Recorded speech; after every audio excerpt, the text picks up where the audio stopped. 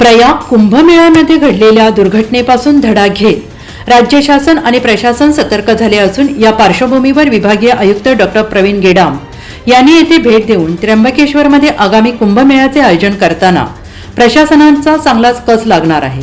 मुळात त्र्यंबकेश्वरची असलेली भौगोलिक रचना, शहरातील अरुंद रस्ते, जागेची अनुपलब्धता पाहता येणाऱ्या भाविकांच्या सुविधेसाठी पायाभूत सुविधा उभारण्याचं मोठं आव्हान प्रशासनासमोर असणार आहे। यासाठी विभागीय आयुक्त डॉक्टर प्रवीण गेडाम यांनी फील्डवर उतरून प्रत्यक्ष पाहणी करण्याचा निर्णय घेतला आहे। या दौऱ्यात गर्दीचे नियोजन, कुशावार्तासोबत अतिरिक्त घाटांची निर्मिती, बॅरिकेडिंग, वाहनतळ, साधुग्रामचे क्षेत्र वाढवणे, मोकळे भूखंड उपलब्ध करणे, तात्पुरते रुग्णालय उभारणे, शासकीय कार्यालयांचे स्थलांतर, त्र्यंबकेश्वर मंदिर परिसरातील अतिक्रमण, पार्किंग व्यवस्था, त्र्यंबकेश्वर मंदिर दर्शनासाठी येणाऱ्या भाविकांच्या गर्दीचे नियोजन या बाबींचा आढावा घेतला आणि यावेळी जिल्हाधिकारी जलज शर्मा, पोलीस महासंचालक दत्ता कराळे, पोलीस अधीक्षक विक्रम देशमाने, प्रांताधिकारी ओंकार पवार, तहसीलदार श्वेता संचेती, पोलीस उप अधीक्षक वासुदेव देसले, पालिका मुख्याधिकारी तथा प्रशासक डॉक्टर श्रिया देवचके, पोलीस निरीक्षक बिपिन शेवाळे आदींसह विविध विभागाचे अधिकारी,